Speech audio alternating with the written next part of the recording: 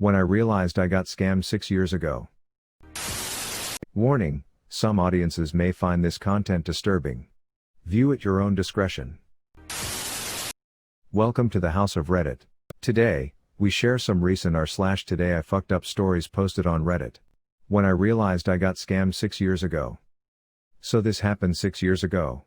My laptop with 8 GB RAM stopped working, so I showed it to a repair guy. He took the laptop, repaired it, and returned it to me after 2 days. The laptop started working again and I was really happy. However, the speed felt slower than before. Previously, I could open multiple Chrome tabs and still be able to play games while they were open, but now it would drop a lot of frames and my laptop would start overheating. I thought maybe it's getting old, so that's why the performance is dropping. So I didn't care much. Fast forward to few days back. The same laptop stopped working again, so I called the same repair guy. He took the laptop again, repaired it and returned it to me in 2 days. This time when I started using the laptop, I could immediately tell something was off. The speed was ridiculously slower than before. If open just 2 tabs on Chrome it would still overheat. I checked on YouTube for solutions and came across this video where he said to check on computer settings whether all my RAM slots were functioning properly and all my RAM cards were being detected. So I opened computer setting and guess what I find out? It's reading only 2 GB of RAM. How the fuck did it drop to 2 GB from 8 GB? I thought it must be an error, so I restarted the laptop multiple times and it still read 2 GB. Then I called the repair guy and asked him about this. He replied it's just a minor error. It will fix automatically over time. Don't worry. I was so confused. I didn't believe him, so I opened the laptop myself and checked the RAM slots, and guess what I find? One of the RAM cards is missing, and the RAM card that was in it was not the one that I got with my laptop because I remember it had a stylish border. So I looked up the card number online and found out that it was only 2 GB. I called the repair guy again and asked him about this. He said that he was also repairing another laptop and swapped RAM cards by mistake and he was really sorry. So he came home the next day, swapped the RAM card with my original one and was about to leave when I asked him what about the second card? RG, what card? Me, the one that you stole from me years ago. RG, I don't know what you are talking about. Me, this is only 4 GB RAM. Don't try to fool me again. I'm calling the cops. RG, wait, I'm sorry. I think I remember now. I'll bring it. I had forgotten about it. So he brought it back and now my laptop is as fast as ever. I guess I would have never known about the stolen RAM card if I never called him again. Smoking copious amounts of weed and going through 3 boxes of cereal and milk the night before I was to go to traffic school. My state had cameras set up at heavily trafficked intersections and they'd frequently snap offenders of running red lights even amidst changing from a yellow midway. I was one such culprit. I'd received the ticket in the mail with my picture of me in the driver's seat and a notice that I could get some points off my record by going to traffic school at the disclosed location on said ticket. Pretty common with minor offenses, with others like speeding tickets. The courthouse I was to take the class was about an hour up the freeway and it was an early morning class. So I decided to stay at my best friend's place who lived halfway so I could at least hang out and sleep in a little before making my way up north to the courthouse in the morning. My best friend isn't one to be a huge connoisseur of ganja, but we partook in it recreationally to chill out when he'd have guests over. I'd brought my Xbox to do some couch co-op and to smoke some bowls. As we'd gotten well underway, we'd realized that we hadn't eaten. We hopped in the car and headed to Smart and Final for reasons unbeknownst to us, but once we started cruising the aisles, we feasted our eyes at a Halloween 3-pack of Count Chocula, Boo Berry, and Frankenberry. We immediately snagged it and made a beeline to snatch up a couple of gallons of milk to wash it down with. Once home, we each grabbed our own oversized bowls and mixed the 3 into a sugary concoction of fake marshmallows and frosted corn, turning the milk a myriad of colors while being enraptured by, then, a competitive match of Sid Meier's Pirates for I have no idea how long. We ended up passing out at around 3 a.m. while I had to be up at 6 a.m. to make the drive up by 7.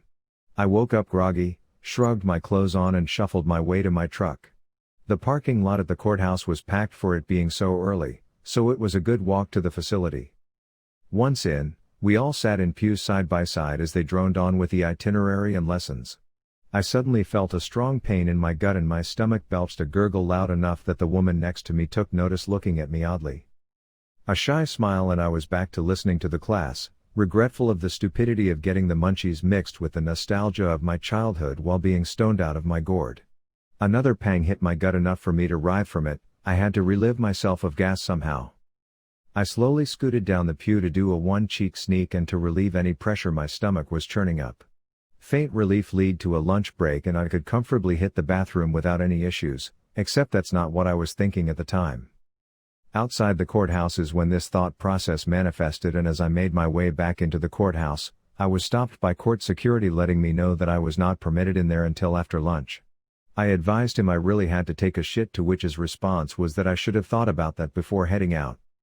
I had a good 5-minute walk to my truck and I didn't know if I was going to make it. Taking baby steps and squeezing my cheeks together, I was able to muster up the strength to make it to my truck and immediately get out of there to find anywhere to take a meaty chud.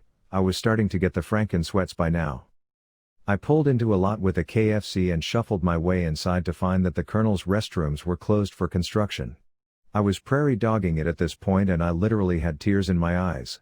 I wearily and exhaustingly made my way out of KFC and eyed a TGI Fridays from across the complex and made a bulletin for it.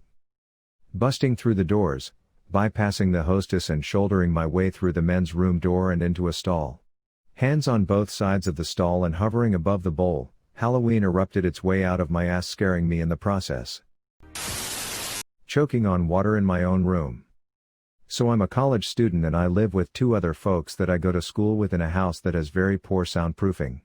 The largest downfall being my roommate above me, roommate B, can literally hear every conversation I have and vice versa.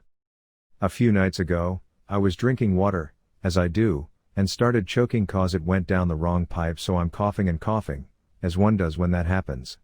Fast forward to today. I get out of class and immediately receive 2 texts from 2 different professors asking me if I am sick, and if so why I would be coming onto campus and I should notify the university health services etc. I'm confused beyond all heck. I'm completely fine. I went to school, wore a mask, social distanced, I haven't coughed since my choking incident, I take my temperature every day as per university policy.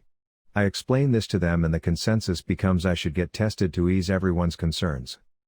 So I call UHS to book an appointment, but they're no longer doing asymptomatic testing, especially not to ease people's concerns. I'm not a concern of theirs since I follow the protocol and I feel fine. 10 minutes later, my roommate A, gets a text from a student we go to school with saying Op has COVID, you shouldn't be around them, to which my roommate replies that's completely false, Op is fine, I'm with them now, they've told me about the rumors, they're not true. So we have a house meeting and call one of my profs to ask about what I should do. We agree I should just go to CVS and get tested at my own expense to ease other people's concerns. 5 minutes later, I get a text from the same person that texted roommate A saying they were sorry for spreading the rumor to my professors and they're the link. So I reply saying I don't know how this started and I'm frustrated that nobody came to me first. Then, this person informs me that they received screenshots of texts from a friend roommate B had texted a few nights ago that I was coughing and it was keeping them awake. Except I was choking on water, I don't have COVID. So, house meeting number 2 where I confront roommate B about this. But now the rumor has spread and people eat up drama like this. So, moral to the story, I'm not allowed to live in my own room without other people hearing about everything I do. Today I fucked up by breaking a girl's faith. Not today, but about a year or so ago. I, 21 female, was a youth leader at a Mennonite church. I myself am not Mennonite, but I can accept and respect most of their beliefs. The one core value I did not believe was being against violence in every scenario. Sure, I am against starting meaningless wars and would never try violence as a first option, but I think force is sometimes needed to solve a bad situation. They would rather let themselves be hurt and killed than throw a punch.